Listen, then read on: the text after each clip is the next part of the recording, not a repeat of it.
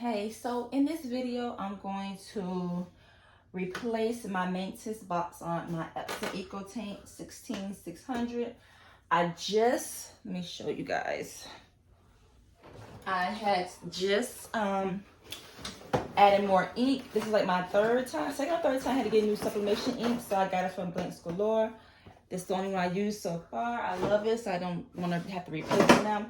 But I did buy my maintenance box from Epson itself, and this is my first time. I had this printer maybe 2 years now. My first time replacing my maintenance box. So I'm going to show you guys how I do that, and let's go.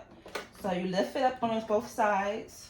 There's two little things on the end. Let me see, can I get closer? So here, and on the other side here. And you're gonna make sure this top part is closed. Lift it up. Move this over some. So now I got it open. Now once you open it up, lift it up. Here you're going to lift this up and slide the maintenance box, if you can see, yeah, out. And here it goes, just like this. I'm gonna put it to the side. Oh, that's heavy. And here go my new maintenance box right here from Epson. And the arrow has it there.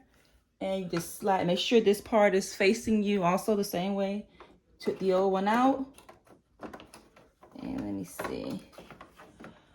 Make sure I got it right. I hope it fits because this is my first time, like I said, replacing this box. So let's see. Oh, there you go. Oh, boom. Slide right in, easy. Close it up. Lay it down. And then it did come with a little bag here.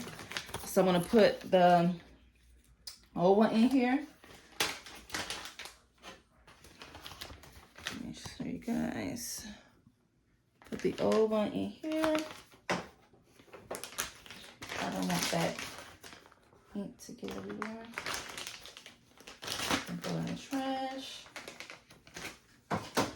So now I just replaced my ink and my maintenance box so I can get back to work.